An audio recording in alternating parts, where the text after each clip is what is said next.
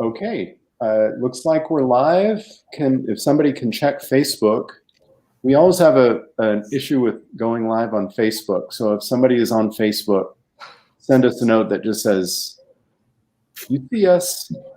Welcome. I'm Charles Froelick, and I want to open our conversation with Kris Hargis. It is First Thursday, November 5th, 2020.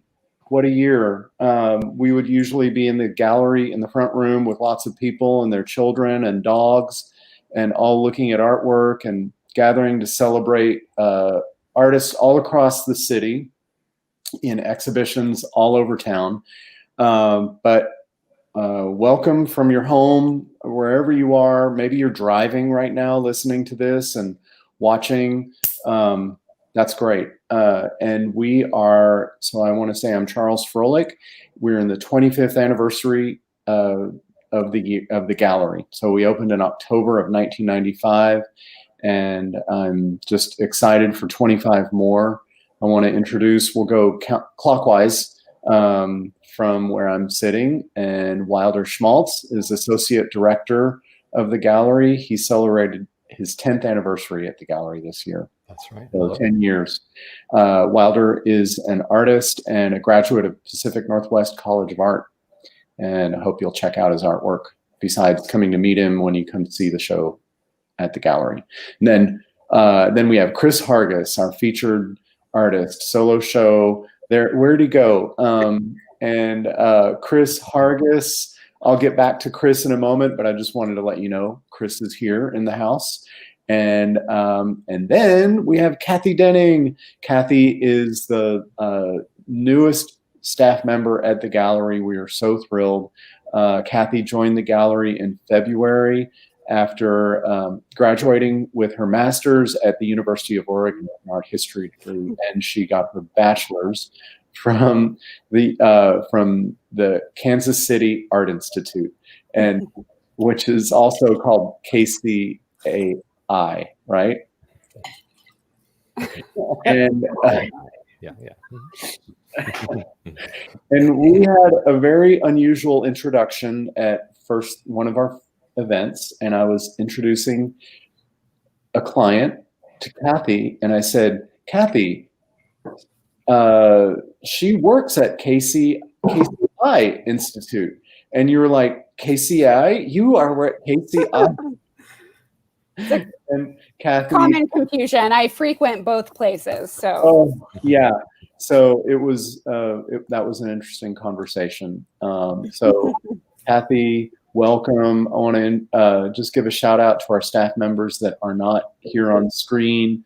Stacy Fletcher, our business manager, and Kyle Miller, our preparator. So if you buy something big and we're installing it at your house, you'll meet Kyle. And so I want to just start out by giving a few words about Kris Hargis, because we started working together. Well, your first show was at the gallery, and that was really your first solo show, but we started working together years before that. I don't remember what year it was. 1999. 99. Okay, because Kris, you got your bachelor's from the University of Kansas at Lawrence in 1998, and then you moved here soon after that. Yeah. And you walked in the door, and we hired you pretty much on the spot because you knew how to handle artwork, and it was so great to work with you as a preparator. And then when you joined the gallery, that was even more exciting. And then Kris, another biographical comment about Kris is that he left Portland a handful of years ago to go to Boise State University and get his master's. So one day Kris could teach, but it also was just a professional accomplishment that had been a goal of Kris's for a long time. So congratulations, Kris, for achieving that, getting your master's. And you've since had a couple of museum shows. And so let's start out with Outer Hebo. Kris, that's the title of your show. I want to hand over the microphone to you if you want to say a few things, and then we'll go to Wilder and Kathy. and it's informal. If anybody's watching out there that you want to send us a question, there should be a question or a comment on the right-hand side of your screen. You can send us a little shout out and we'll recognize your question if it's appropriate, right? And or inappropriate, and especially. And then I want to say there also, I know I keep saying, I'm just going to say one thing, but Kris's work is all available to see on our website. Not much of it is available to purchase anymore because we've sold most of it, but you can see it all forever as a show together or for a long while on our website. So we've got that all together, and we'll be sharing the screen in a little bit. Actually, I'll remove myself from the screen so that I can share a couple images while you say a few things, Kris, and then Wilder, Kathy, y'all can informally just have some conversation, and we'll go from there. So I'm right here. I can hear you if you need something. Can I remove myself or? All right. So yeah, as Charles mentioned, I'm talking too loud, let me know. But as Charles mentioned, my exhibition title is Outer Hebo, and that references Hebo, Oregon, where I live outside of about 5 miles. And I moved back from Boise in 2017 and was working on my house to get it ready for sale. And I sold my house in 2019 and knew I wanted to leave Portland and get back to the coast where I was living before I left for Idaho. And I moved out after I sold my house. I moved out to over 50 acres on the Oregon coast, and it's outside of Hebo. And that was last August of 2019. And pretty much when I was getting ready to start this show, I kind of frolicked for that summer and was getting ready, to dive in November, December. And where my studio is, it's in an old barn, and an old pelting barn.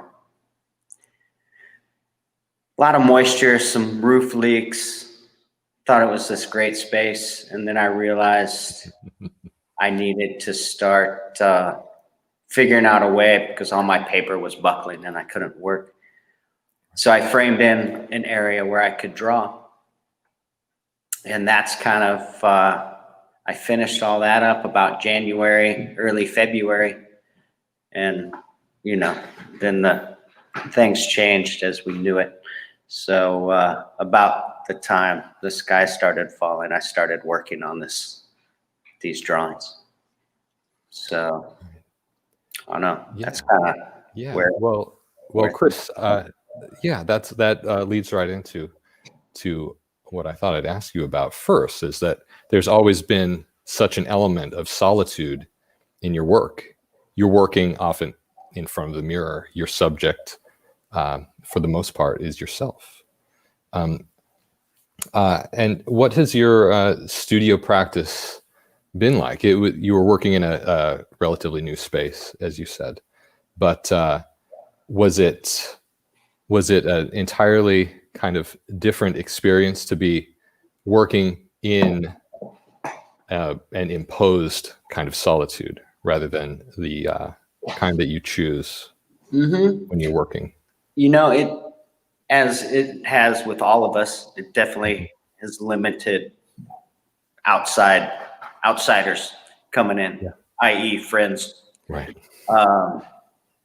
So in that sense, it made it even more internal. Right. I always I've had a lot of studios, and I always enjoy kind of that process of setting up a new space or building a new space and turning it into something that I feel comfortable in and I can start working. And I usually have to start working before I can feel comfortable. Like this most recent studio, it was extremely uncomfortable. I mean, there's a lot of mojo, a lot of history in that barn. Yes, right. And, a lot of sage was burnt. And it took a messing around on some paper before I started to feel that I could work in that space, and even more so framing out a room within the barn for me to kind of, again, internalize and make it more solitary, you know? Right. So let's see, as we see here, a lot of your work is self-portraits, that's the majority. And you, it seems like you really dive into yourself. You're kind of unsparing and direct. You're addressing the viewer so kind of disarmingly. What is it about making these drawings of yourself that you keep coming back to, and what makes a good one? What is a successful one in your mind? Oh, well, I guess that question kind of makes me think of an instance when I first started my MFA program. Came in as a drawer, and everybody wanted to break me. Right. And, okay. And asking, who do I make my work for? And I think at that point, my question or my answer was, I make it for myself, Yes. Oh, okay. If you make it for yourself, then why are you showing it at a gallery? Why are you showing it to people? Which at the time I thought was kind of silly.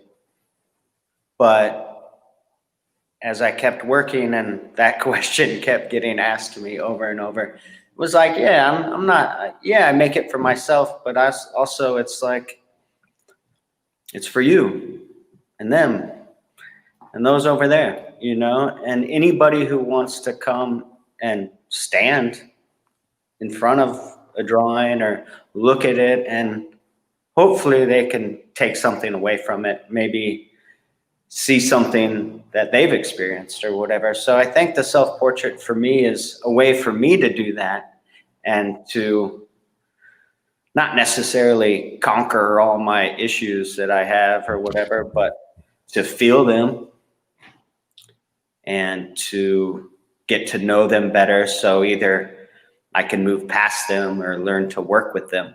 And I think we all have those things that, we desire to move past or to get to know better.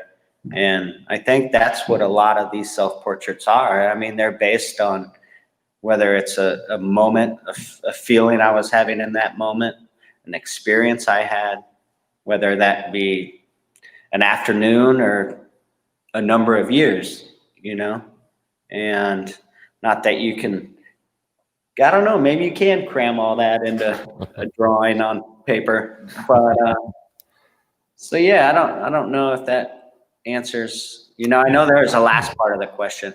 Those multi-part questions. No, yeah. I've been good at those. Just,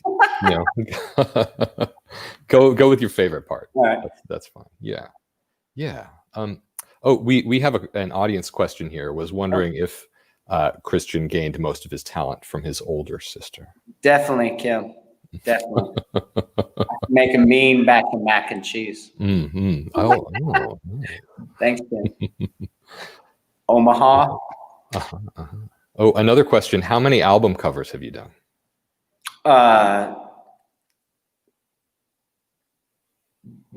Two. All for the same person. Right. Jennifer. I don't know if it's fair to say you started out as in commercial illustration, but you have done a fair amount of that. Yeah, I got my BFA from KU in Lawrence, Kansas, 98, and I moved out to Portland right about that same time after I finished, and was doing a lot of work for the Willamette Week and small illustration stuff. And then I got a big job for Starbucks, and I thought I was like blowing up, you know, got a rep out of New York City, and finished the Starbucks job. And a new art direction team came on, and they told me my work was too dark and the figures were too emaciated, and that I needed to change a bunch of stuff or they wouldn't, you know, run it anymore. And I said, no. So they didn't run it anymore. And yeah, it was tough working with art directors, and that's their job, right? They need the clients to be happy, but I just quickly realized that that wasn't right for me. Right. Because I didn't want to make a bunch of changes based on monetary value and clients and stuff. Right. So. And you know, Kris, another aspect of the self-portraits that you have talked about in the past is you have a common starting point for each of them. Is that still true? Yeah, I mean, you know, I guess common starting point in terms of I usually start out with a blind contour, you know, where I'm just, you know, for the self-portraits, looking in the mirror and just drawing, trying to, like, I don't know, it's working on composition, getting my arm loose, getting my brain and my eyes to run through my body and connect with my hand, whether it be my right hand or my left hand, right being dominant, left being non-dominant. And so that's always been a great way for me to start a drawing, because there's no pressure. You know, like, I can't beat myself up if I'm not looking at the paper and I'm drawing with my left hand, you know. So, and a lot of times I get some of the best line work because I'm not harshing on myself. So that's usually a great way. And I usually always start with the eyes, with a eye and eye, the right eye. Yeah. So, but sometimes I get really crazy and start with the left eye. Ah, right. So that makes everything go backwards in terms of what side. Because if I'm starting with the left eye, then I'll go down the left side of the body or the left side of the face or vice versa. So it changes. Right. Interesting. So. Yeah. And so let's see, there's another aspect to this show. There are also some floral pieces. Kathy, did you have anything to ask about them? Yeah. Hi. So hopefully Charles can transition to some of the floral still lives now. So my question is, I'm wondering what the connection is between your self-portraits and some of these really beautiful, Glad you asked that, still because I can definitely talk about that. I mean, I think the self-portrait, whether it's self-portraits, humanity, and plant life has so much in common. You know, we all go from little and we get older and older, and, you know, some of us, and we decay and we go on. So I think it's a metaphor in a sense where the still lifes mimic us or we mimic them. But whereas in working with the self-portraits, you're looking in the mirror or I am, and it's very intense for me. It's more sporadic. Whereas the still lifes are a way for me to step away from the mirror and maybe I'll say relax a little bit and be calm, meditative, intentional with my line work, not as frenzy. And I think just the act of, as I draw these flowers, they change, you know, like I'm not moving them, but a petal will fall, a leaf will turn. And so it's kind of like, you know, when you're drawing from life, you know, and a model may have like, they may have an itch or a cramp or something. So they'll like move a little bit. And then I've always been like, oh, great. You know, I was kind of fucking that piece up anyway, and now it's moved, so I can draw something different over it. You know, it's like a double. Yeah. So I've always appreciated the fact that even though they're dried up, they're still changing. And so it's just kind of a way to work in conjunction with the self-portraits for me to balance the really emotional, intense act of looking in the mirror and trying to draw what I see versus sitting and having kind of some candles going and finding a calm place, you know? Yeah. And one drawing, the Black Flowers of Ainsworth, that was the last drawing that I did for this exhibition. And it was kind of I approached it as a still life, which was kind of fun. I guess because it was the last drawing, I knew like that was it. And I had like, you know, a week to get things to the framers, you know, as I usually do. And sorry, everybody. But approaching it as a still life was interesting for me because it still had a lot of like frenzied and emotive line work that was erased and redone, but it also had this calming presence of really getting into these dried up with seed pods and whatnot, and the leaf structure. And it's a large drawing. It was a large bouquet. And another thing that's interesting about that piece is, you know, I worked in color a lot for this show. And like I said, all the work kind of starts out with line work. But then with the color pieces, everything gets covered up. And, you know, sometimes I don't mind that, but I started thinking about how I used to work years ago, and it was mainly line work with a little bit of color. And now it's a lot of color with sometimes a lot of line work too. But the sunflowers, I really wanted to get back to the line because that's where everything starts, and it's a mentor for me. And when I cover it up, sometimes with all the color, I lose my way a little bit.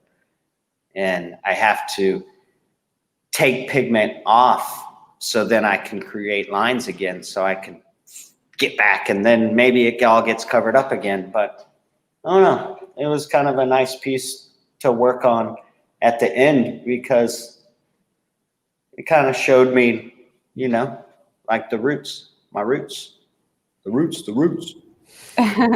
Yeah. And then in addition to, you know, the line work in charcoal, if you get really close to these works, if you come in person to the gallery, or even on your own screen at home, if you zoom into some of these images, like Charles is doing now, you can see that there's really intricate line work in pencil on top of these really vibrant colors as well. That is really wonderful and meditative in a way, like you were saying. And can I say something about that piece in particular? Please. So my last show, I created it was all portraits, And then I had one really large bouquet drawing that I did, which also happened to be a birthday bouquet. And this is also a birthday bouquet. But it was my first time trying to draw these bouquets with pastels.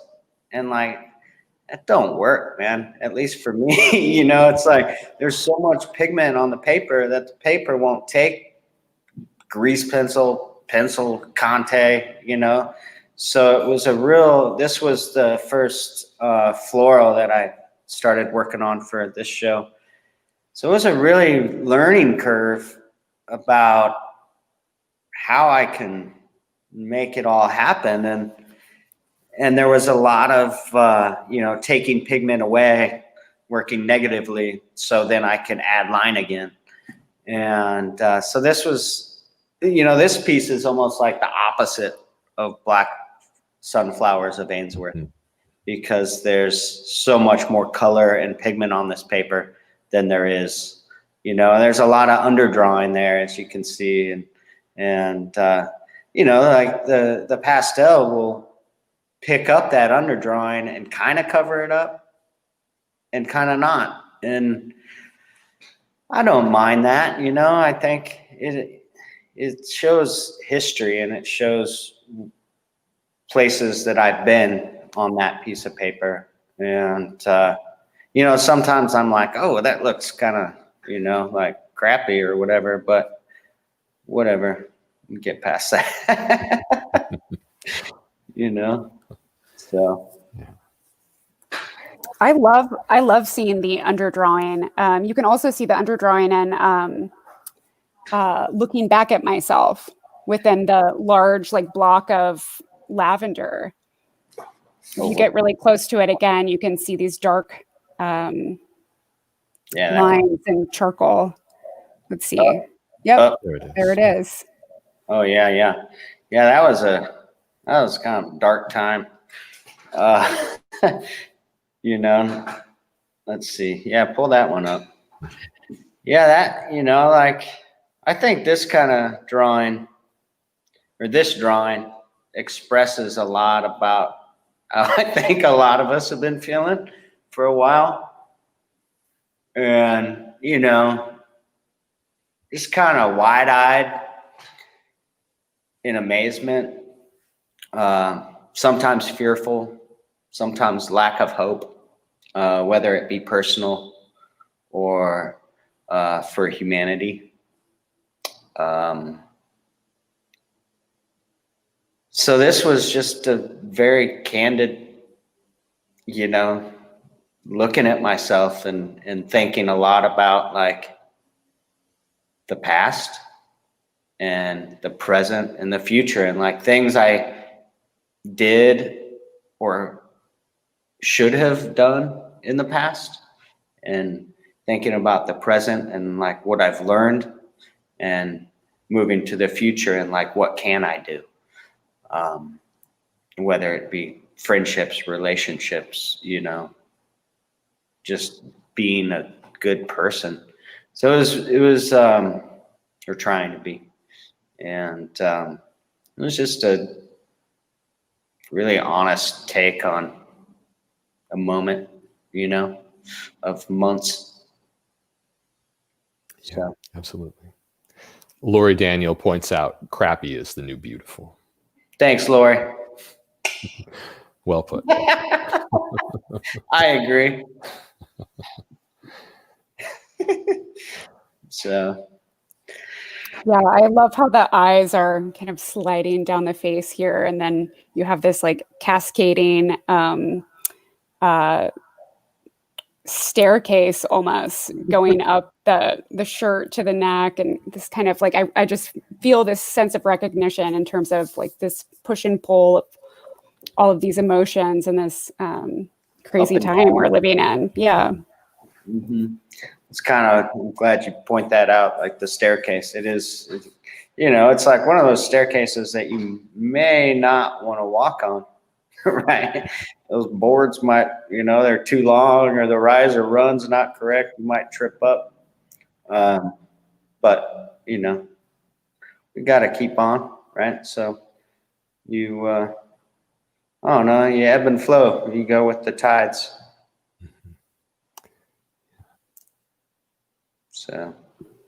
So we have a question from Jennifer Faust. I'm sorry if I mispronounced your last name. No, you pronounced it great. Great. Jennifer's the one who I did a lot of band albums. Oh, I see. So she asks, what music do you listen to while drawing? It varies. I think sometimes none, when I really feel like I'm a little lost and I need to just listen to my head. Sometimes classical. And lately a lot of cumbia music, a lot of cumbia. And I don't know if y'all have seen a movie called I'm No Longer Here, but it's about the history of cumbia, and I would highly suggest it. And how in Monterrey, Mexico, they started slowing down the beats, so when they're dancing, everything can be felt. So anyway, that has a lot to do with the music. Yeah, that's, it varies. Yeah.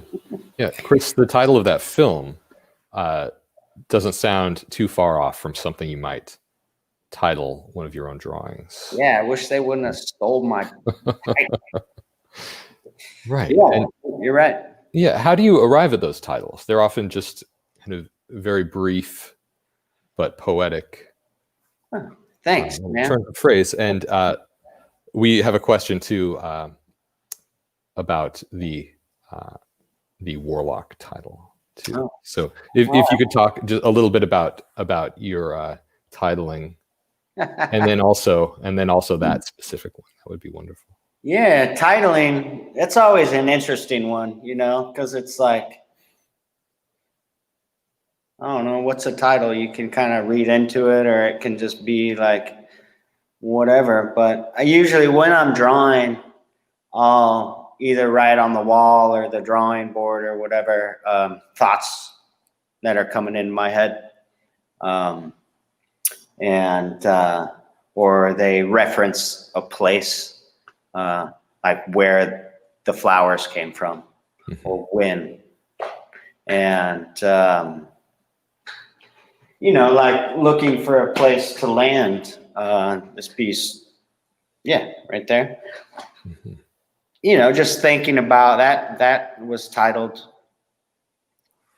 because throughout a lot of this drawing, there's multiple eyes, and since I moved out to the country, I'm trying to figure out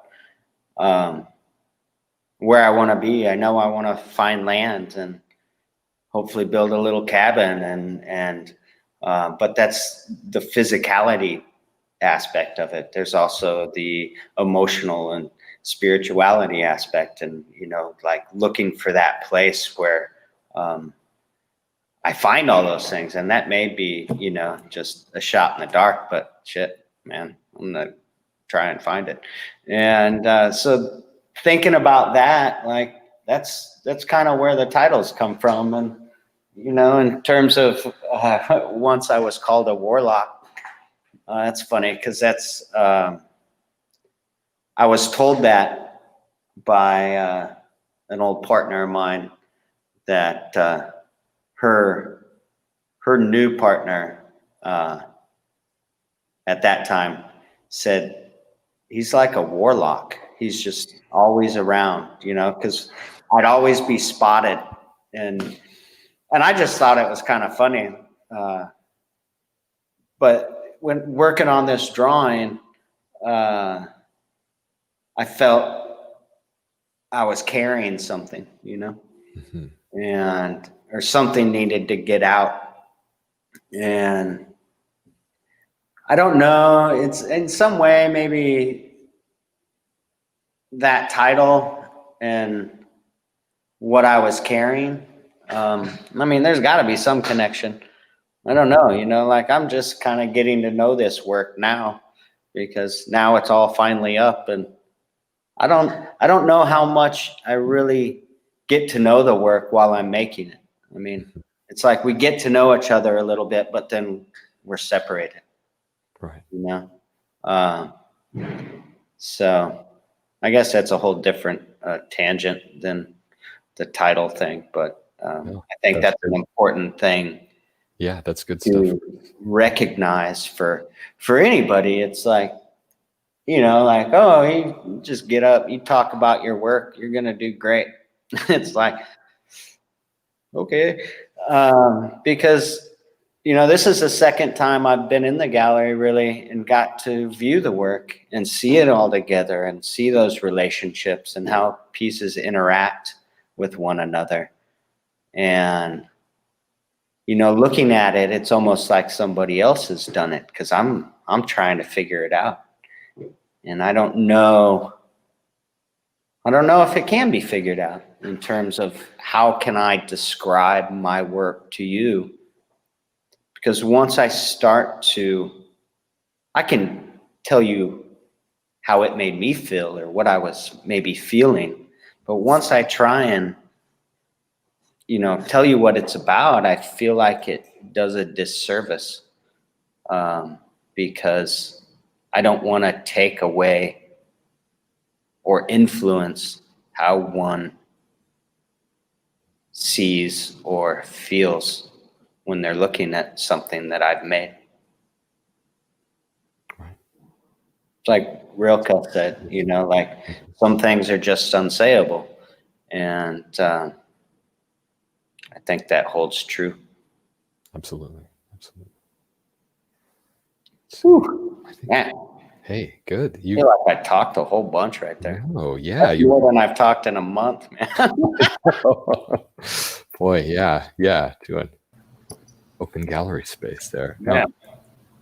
See, there's a question here from Sandy Polishuk. She asks, how and when did you develop your unique style? And you talked a little bit about the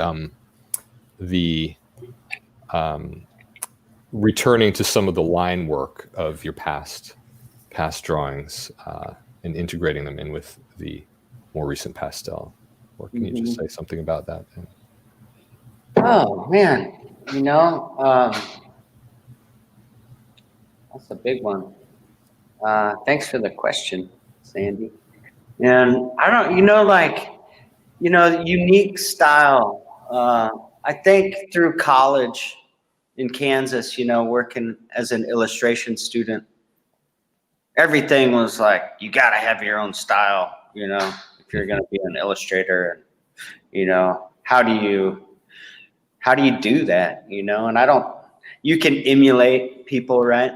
Like I'm going to try and draw like them, or I'm going to try and paint like them. And you can do that for a long time, right? But at some point, obviously, if you either keep doing that or you don't.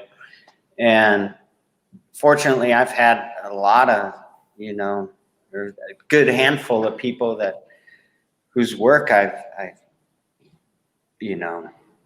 at time in my life have emulated, but also that I've learned from, both in viewing their work, but also in talking with them and listening in terms of their experiences, right? And where their work came from. So I think on November 30th, 2000, I was working for a show that coming January, I think, in 2001. And my mom passed away. And that changed a lot, obviously. But it changed my drawing, and it made me kind of, I don't know, it just changed something. And I think in looking at a lot of work by Egon Schiele and Horst Johnson and Rick Barteau and who were also, you know, like he knew Horst and gave me a few of Horst's books and a lot of the Austrian secessionists, Oscar Kokoschka, you know, which I tried to talk a lot about in grad school, but everybody told me that I needed to, you know, talk about contemporary artists. So that was a good lesson too. But so I don't know if that answers your question, Sandy, but I think as long as I keep drawing, things will hopefully keep evolving. Everybody went away and now I'm just here all by myself. I feel so lonely. Oh! I felt like I was just talking to myself. Don't ever leave me again. I think we're all kind of just talking to ourselves, and yeah, I know it's this computer screen. But it's good. It's good. Charles, I can't hear you. Kris. How are we there? Okay. Oh. Yeah. I think that question from Sandy. Oh, Kathy, go ahead. Oh, I was just going to ask you if you were planning on, speaking of horses, are you planning on including the horse in future works? So I haven't seen one. I haven't seen one in a long time. I was looking in our database. I think that maybe the last, I think in 2008 or 2011, we have a couple of horse works. I did one in 2008 when I was working down in Topanga Canyon. There's this really skinny, unhealthy horse, but sitting on this hill. And then when I was in Forest Grove working on a horse farm, I did a drawing of Snoop and Davy, and they were great horses. And I work on a different horse farm for my same boss. Thanks, Kathy, for all the opportunities. And, you know, I work on an 85-acre farm right now, and I get to see horses every day. And they're definitely a big part of my life in terms of, you know, there aren't many things that set my heart to ease other than horses and a few other things. But that's a tangent. Maybe. I hope so. I have no excuses. So Great. Hope so. Quite possibly. Kris, I've been looking at Sandy Polishek's question for a while, and it was like, wow, this is a big question. And so you really tackled it. And because seeing the work early on when it was paint and collage and portraits of musicians and coming off of the Starbucks commissions and working on found material and these masonite panels that you would scrape into and add stuff to it. Use really shitty paper. You still use some shitty paper, Kris. Well, come on. You got to use the right material when you find it. If it's shitty, like Lori Daniel says, crappy is the new beautiful. I mean, but you've always known that. You know a good shitty piece of paper when you find it. And, I do. And so, sure, I've given you grief for that over the years, but for good reason. When there's a big piece of paper that's like really crackling and it's hard to frame, but not about the, I don't know, that's the technician in me trying to make it last forever too. I'm glad you gave me that kick in the pants, man. Well, I mean, you do want it to last for a long time. You want it to last longer than our life. And but your work has always had the line, and you've always had a thoughtful color palette. Like for a while, you barely used color, and you've dipped into it sometimes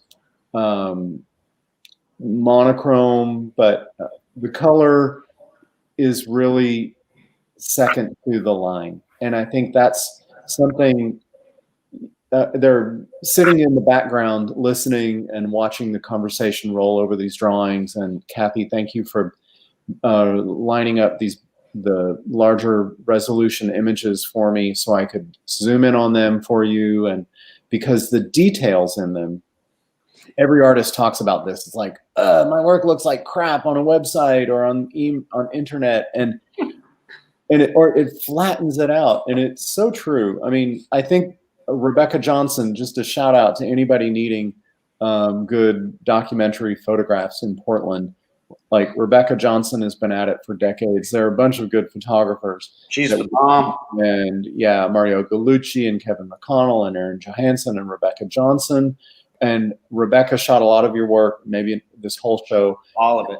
Yeah. And so you come in, I hope people will come in. It's up through the end of November. Even after Thanksgiving, you can be like rolling around, like taking your naps after Thanksgiving.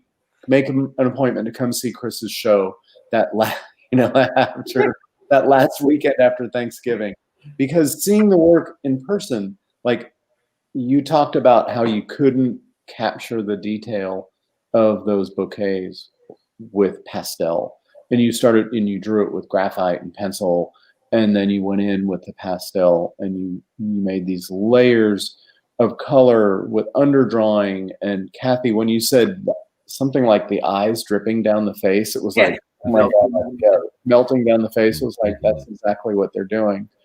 Perfect words. So, man, you guys talk about my work good. Man, I'm just talking in a circle. Like, I am so feel so fortunate and humbled and appreciative for so many things, but for Charles, we've had a long relationship, and for you, keeping me around, and you too, Wilder, 10 years strong. Yeah. And Kathy, we're forming a new relationship, and it's awesome. And all the behind the scenes folks, it's just, it's a wonderful place to be. And for y'all to figure out this whole internet thing, the World Wide Web, how we can have this conversation. Interweb. I was trying to get a beer like a few hours ago, and just so I could do some writing, and like they had one of those black and white like camouflage codes, that you had to, the little square that you have to like QR code, to scan. Yeah, that you have to like shine your camera on or something to get the menu. And I was like, do I just like take a picture of this thing and then the menu will pop up? And he was like, no, just turn your camera on and point it at it. And I don't know, and I couldn't even bought new headphones. Couldn't even figure out those. So, thanks, you guys. It's all magic. Okay, here's a question from Lori Daniel. Yeah. When did I begin to draw? When I was a kid, I used to trace a lot. I'd buy like animal books, or I wouldn't buy them. My mom or my dad would buy them. And animal books, and then like comics, I'd cut them out. And I found this one. It's a line drawing that I remember most. It was like these 3 mice and rats, and they were like cartoon type rats, and but they had big ears, so I don't know, they were rats or mice or something. And one of the rats' head was in the trap, and these 2 rats were standing there upright. And the quote under the thing was like, "It's only a matter of time before one of us gets screwed." And I traced it, and then I wrote that out. And then I think it was my dad saw that drawing, and he was like, and I was a younger kid. But I don't know why I brought that up, but I just thought it was funny. So I always kind of started out tracing with tracing paper and animal books and stuff and dirty comics or whatever. And then I just kind of kept doing that. I wanted to be an architect, but I can't do math all that good. So I stopped and just kept drawing. And it was like, you know, illustration. It wasn't like this deep, you know, I wasn't sourcing anything from inside in terms of emotive qualities or whatnot in doing the illustrious work. And it wasn't, like I said earlier. You were a kid, Kris. Well, I know, but even when I got to like college, you know, my undergrad, I didn't start sourcing the internal until my mom passed. So it was like, you know, I was a kid, and then just continues to grow. Thanks for the question, Lori. That was a long-winded answer.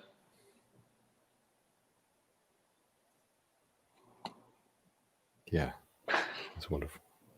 So we got 9 minutes and 5 seconds. Let's see, any other questions here? Charles, oh, wait a minute, never mind. I did say we could do silent meditation. Let me see. I wrote some stuff down. Let me see if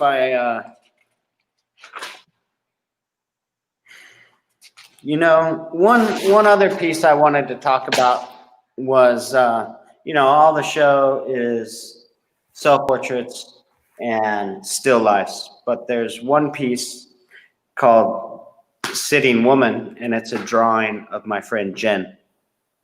And, you know, I haven't drawn from life since I left Boise State, where I taught life drawing, and sometimes I'd sneak in some drawings, or I started like a community life drawing where I just facilitate and then I could draw. But even since like, I don't know, it's been since like 2013 or something since I've shown any drawings that I've done from life of models. And in speaking with Jen, and she's an artist as well, and she was willing to come out to the coast and just sit and let me draw. And we worked together in figuring out, you know, what's a comfortable position and movement and music, and it was just a really wonderful experience because for so many reasons, and not in order, but I didn't have to look in the mirror. I could focus on somebody else, and there's a vulnerability there from me, but also from her, that we both signed up for, you know, and both were willing to be vulnerable in front of each other. And I don't know, there's just something about, okay, like having eye contact with somebody. Like how often do we get you know, look at somebody for 2 or 3 hours, you know, without it getting super weird, right? You look at somebody for a couple minutes and it's, you know, it can get weird. So it was just really nice to have that trust and for it to be comfortable and to witness somebody else experiencing something. You know, I don't know what her internal experience was, but I got to observe that through drawing. And I just wanted to point that out. Thank you, Jen. And it was, you know, I'd like to do more of that. She came out again a month or so ago, and we did another drawing, and that isn't here yet. It's about to be framed. And there was just, we did 2 poses and put them in the same drawing. It was like a duality of self. And that was, you know, first hour smooth, second hour was incredibly difficult. But we worked together, you know, and it created, I think, a very interesting drawing. So I just thought I'd bring that up in terms of,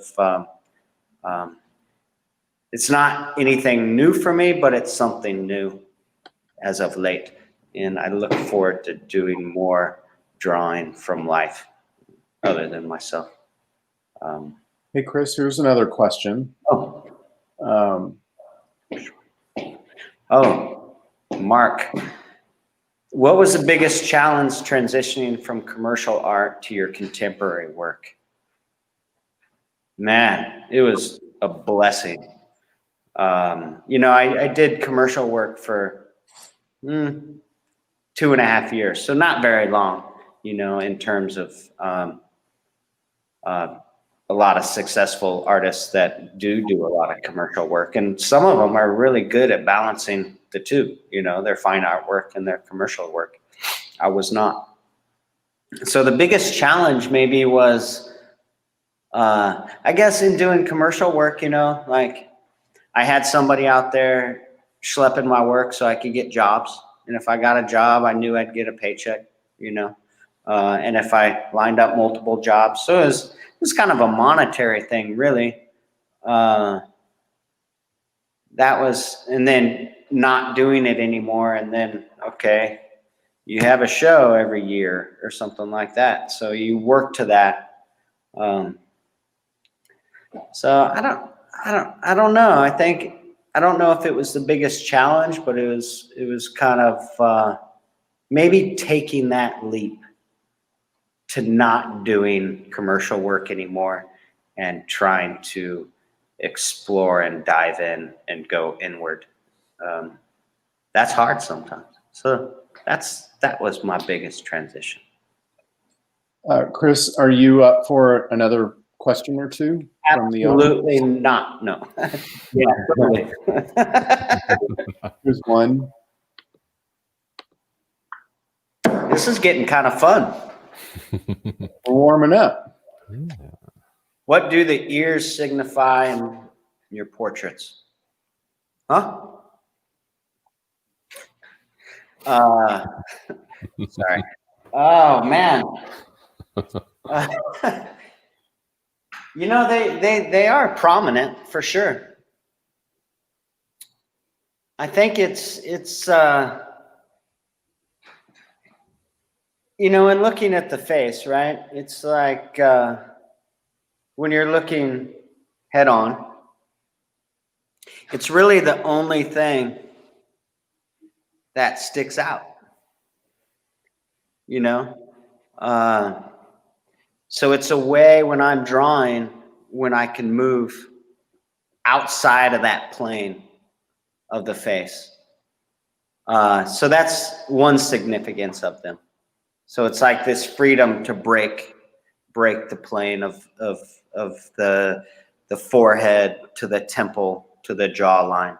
It kind of lets me, it's almost like a reset, because I can go wild on the ear and bring it back to the jawline and then come down, up, go wild again, right?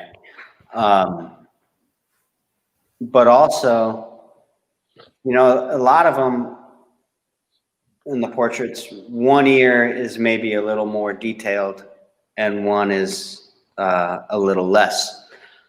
And I think that's, it deals with listening to myself and how sometimes I'm good at that and sometimes I'm not. So I think there is always this shift in being able to hear, because there's a difference, hearing and listening. So I think that's really just a really simple answer to that. You and Catherine Ace, have you talked to Catherine Ace about ears? No, but I'm going to. She's got a thing for ears. I remember in trying to draw the figure, and I mean, I've been terrible. I'm a terrible figure drawer, but ears it was always like, where do you draw them on the head, and what's the proportion? Like, there are so many things about the face that can be drawn so wrong so quickly, and like all of it. Yeah, all of it. Yeah. And most of my ears are out of proportion, you know, Sure, but depending on how you look at it, you know. But I think, you know, you learn how to draw in proportion, and then you can blow that up. mm-hmm. Mm-hmm. So, Well, Kris, what's going on next? Like, you're in the studio now. You've kind of christened the studio, the shop, and what's do you have happening? any insights? If you have insights, or don't feel pressure. You don't. Have Yeah, well, I think I'd like to pick up where I left off. I have a lot of these pieces of paper. It's like, what is it? 50 by 40 more or less. I have like 9 more of those. And I think I'd like to hang them all up and work mainly in charcoal and explore line some more. Mm-hmm. And we'll see if color comes into play. I really can't see how it doesn't. But yeah, I haven't really, I don't know. I know that much. Maybe that's all I got right now. I got a bunch of dried flowers from the garden. So Nice. that's always a good standby. Mm-hmm. You know, and all the winter grasses and whatnot are sticking around where everything else out on the farm has kind of starting to dampen down. And so that's good. Give me some stuff to work with. Mm-hmm. So that's what I got. Okay. So I don't know. I know we're getting ready to end, but I just want to say thank you to everybody for, you know, if you happen to tune in, and if you tune in later, to all the folks that have supported me like in the past or purchased work from this current show. I'm extremely grateful and have so much gratitude for that. It makes me feel good, and you know, I hope you enjoy it. And to Kathy, Charles, and Wilder, big love. Hey, we love you too, Kris. That's the great thing about being in the art world. Like, this is not about just like, hey, did you get your reports done? And Where's my goddamn check, man? your actuality, reality, irreality reports done with the actual tables, Nope. pie chart, please. like we're, and that's, yeah. So, Somebody has to do the pie chart, though. Yeah. we'll do pie charts. We'll have pie charts for you next time. I'll eat the pie. Mm-hmm, mm-hmm. Yeah. Yeah. Well, okay. I want to thank everyone and for watching. Thank you for sending questions. If you have questions for Kris, you could just email them to the gallery, and we'll be in touch with Kris. That'd be great. Yeah. This broadcast is just one aspect of the show. You can look at the work online in detail. There should be links to see the work in a larger image. If you want to see it larger, we can send you a bigger image of the work that's still available. I think we have good photographs for those. And come in to see the show because it's up. Yeah, if you can, that'd be great. Here's from Aaron Brown. I think this is the most. AB. What the fuck? Yeah. AB bought this piece. Mm. All right. From Lee Wilburn, a lot of our artists. I want to give a shout out to all the artists that have been with Froelick Gallery for all these years. Lee Wilburn, nice to see you out tonight. Lee has been with us for so long. Oh my gosh, this is so great. Yeah. So